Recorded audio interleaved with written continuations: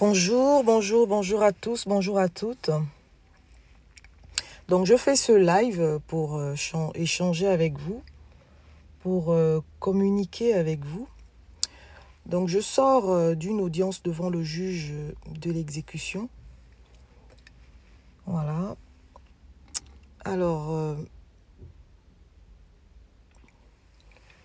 donc on va parler un peu du crédit, de la dette, du crédit immobilier, plus particulièrement.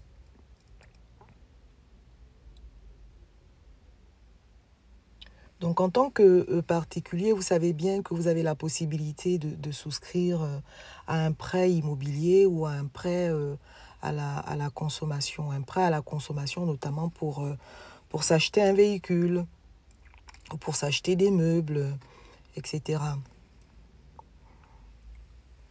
Mais le prêt immobilier, quant à lui, il servira notamment à s'acheter, il servira à s'acheter un bien immobilier.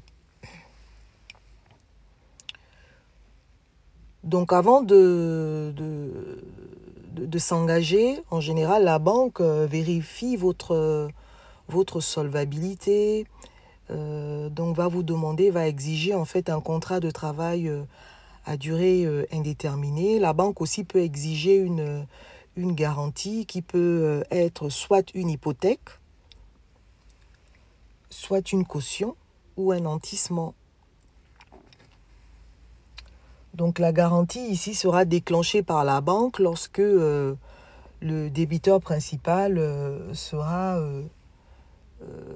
dans une situation ou dans une incapacité à rembourser les mensualités du prêt.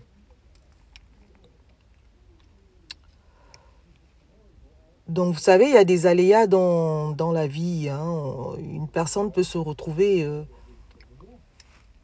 dans une position à tel point qu'elle ne peut plus être à même de rembourser ses mensualités de prêt immobilier parce que il y a un divorce, parce que cette personne est malade ou parce que tout simplement elle a perdu son emploi. Donc face à ces événements-là, la personne peut être amenée à ne plus rembourser ses mensualités de prêt immobilier. Donc qu'est-ce qui va se passer au niveau de la banque? La banque va vous envoyer un courrier de mise en demeure à régler les échéances impayées.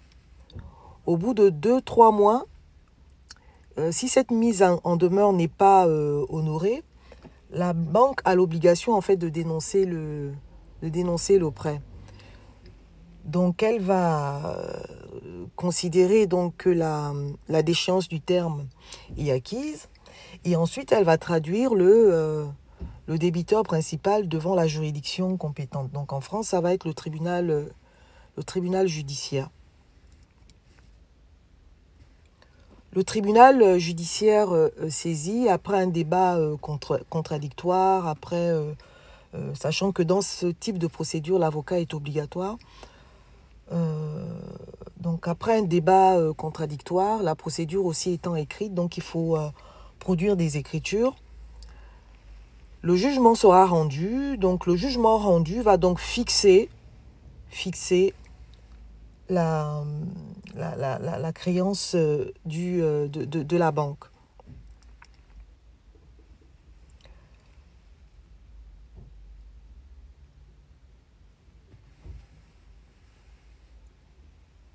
Donc avec ce jugement, qu'est-ce que la banque va faire? Donc avec ce jugement, la banque va saisir cette fois-ci le juge de l'exécution.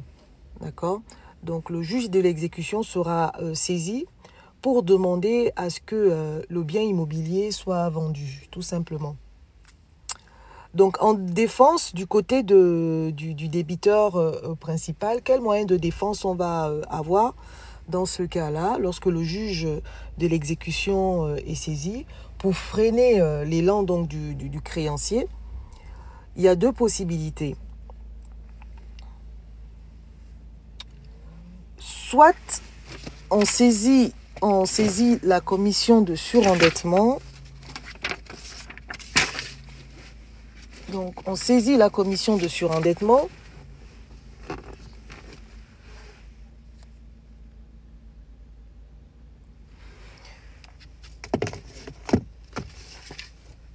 Donc, si vous avez la chance que la commission de surendettement déclare votre dossier recevable, cela permettra donc de suspendre en fait la procédure devant le juge de l'exécution, parce que le débiteur va déclarer sa créance dans son dossier de surendettement soumis à l'appréciation de la commission. Donc, avec son courrier de recevabilité, ce courrier-là sera joint à la procédure judiciaire pour demander tout simplement la suspension de la procédure d'exécution diligentée par la banque. Donc, ce premier moyen permettra donc de suspendre provisoirement la procédure du créancier. Donc, c'est un premier moyen de défense.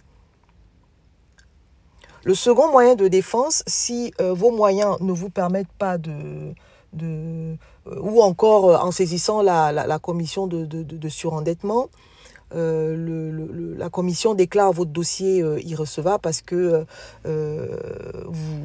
elle considère que vous êtes solvable.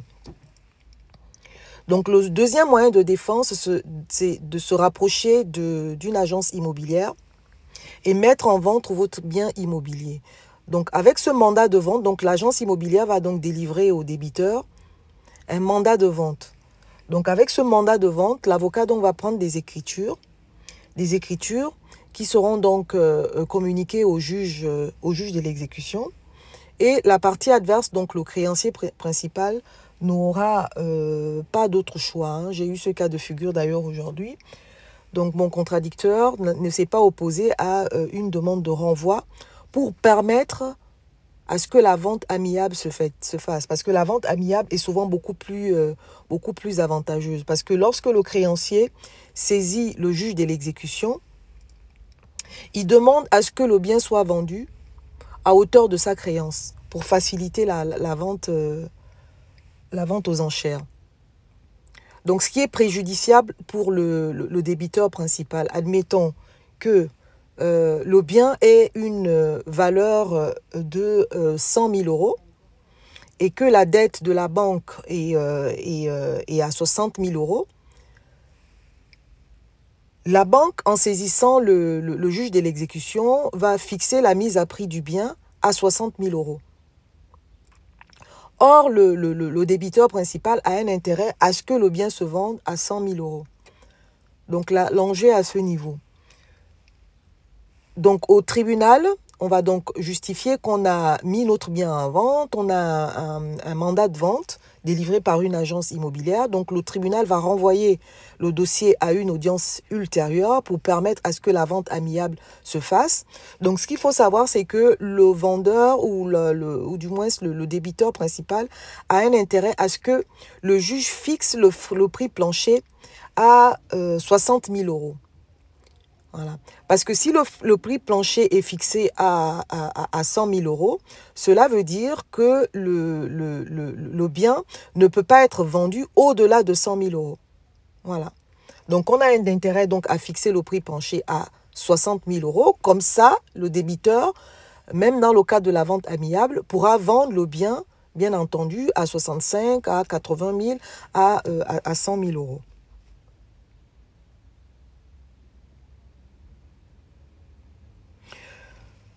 Donc, voici ce que je voulais partager avec vous. Les deux moyens de défense lorsque vous êtes menacé par votre créancier par des procédures judiciaires et lorsqu'on est au stade du juge de l'exécution.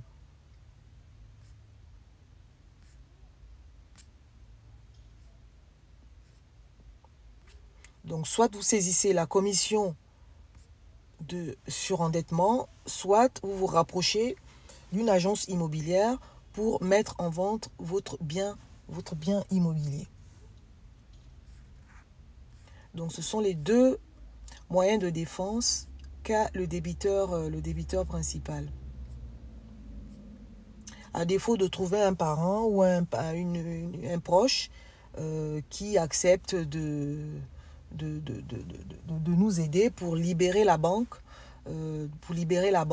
C'est-à-dire que votre mère vous aide, vous prête de l'argent, 60 000 euros. Si la dette de la banque, par exemple, est chiffrée à 60 000 euros, votre mère peut, par exemple, vous prêter 60 000 euros. Et comme ça, vous désintéressez la banque, vous payez la banque et cela vous permettra tout simplement de sauver votre bien immobilier.